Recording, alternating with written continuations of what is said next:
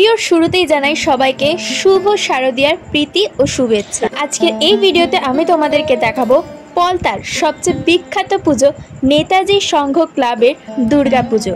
তো এখন আমি যাচ্ছিলাম সেই প্যান্ডেলের দিকেই, এবং যেহেতু আমাদের বাড়ির খুব কাছাকাছি প্যান্ডেলটি পড়ে, তো সেই কারণে আমরা গাড়ি নিয়েই চলে গিয়েছিলাম। আর সেই সময় পাড়ার মণ্ডপে এই দুর্গা ঠাকুর নিয়ে যাওয়া হচ্ছিল এবং খুব সুন্দরভাবে নাচ গান করে কিন্তু নিয়ে যাওয়া হচ্ছিল। তো সেই কারণে আমি এটি ফ্রেম বন্দি করলাম, বেশ ভালো লাগলো। আজকে পঞ্চমী, আজকে বলতে গেলে বেশিরভাগ প্যান্ডেল অর্থাৎ পলতা, ইছাপুর, ব্যারাকপুর এইসব জায়গার মণ্ডপ কিন্তু উদ্বোধন হয়ে যায়।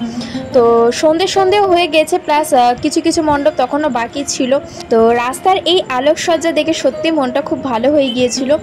তো শেষমেশ আমরা পৌঁছে গেছি নেতাজি সংঘ ক্লাবের দুর্গা মণ্ডপের সামনে। ওনাদের এবার থিম হচ্ছে স্বামীনারায়ণ মন্দির। এর আগেও আমি দুবার এসে ভিডিও করে গিয়েছিলাম, তো তখনও কিন্তু কাজ পুরোপুরি কমপ্লিট হয়নি। সেই সময় আমি আপডেট দিয়েছিলাম তোমাদের। আর আজ পঞ্চমী, আজ কিন্তু এই প্যান্ডেলটি উদ্বোধন হয়ে গেছে এবং সাধারণ দর্শনার্থীদের প্রবেশও কিন্তু শুরু হয়ে গিয়েছে।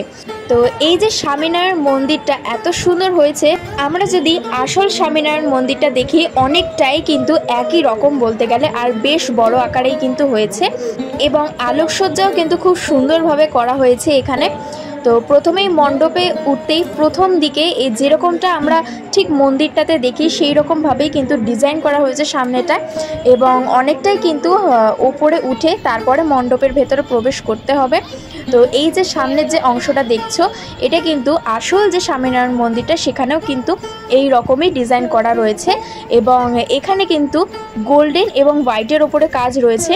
আজকেই ওপেনিং হয়েছে এবং এখনই দেখো মণ্ডপের ভেতরে কিন্তু প্রায় বলতে গেলে অনেক দর্শনার্থীরাই কিন্তু রয়েছে।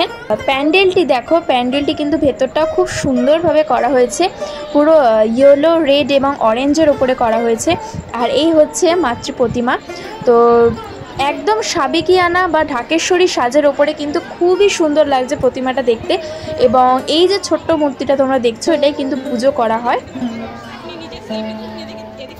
চারিপাশটা দেখো, খুব সুন্দর কিন্তু ভগবানের ছবি এখানে লাগানো হয়েছে বা আঁকা হয়েছে, যেটা লাইটিংয়ের জন্য কিন্তু খুব সুন্দর লাগছে। ফুটেজেও কিন্তু খুব সুন্দর।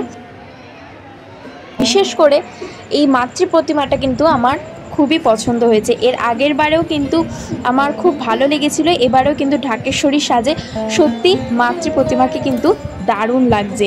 তো প্রতি বছরই এই ক্লাবের পক্ষ থেকে এক্সিট গেটে কিন্তু মেলা বসে থাকে।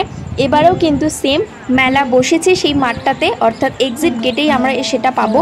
তো ব্রেক ডান্স থেকে শুরু করে ড্র্যাগন ট্রেন, নাগরদোলনা সব কিছুই কিন্তু রাইডস এখানে রয়েছে। বিশেষ করে বাচ্চাদেরও কিন্তু অবশ্যই রয়েছে। তো মেলাটি কিন্তু ঘুরতে খুবই ভালো লাগবে। তো এই প্যান্ডেলটা দেখা হয়ে গেলে তার ঠিক পাশের রাস্তাটা দিয়ে সোজা চলে আসলে মাঠেই একটি পুজো হয়।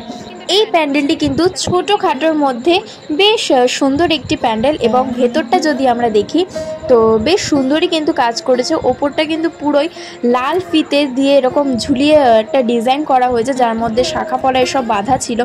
পাশেও দেখো এইরকম ফুল দিয়ে কিন্তু ডিজাইন করা রয়েছে, এবং প্রতিমাটাও দেখো একদম লাল পাড় সাদা শাড়ি পরানো, খুব সুন্দর লাগছে দেখতে প্রতিমাটা। তো এই ছিল আজকের আপডেট। কেমন লাগলো অবশ্যই কিন্তু কমেন্ট করে জানাবে। দেখা হচ্ছে নেক্সট পূজা ব্লগে।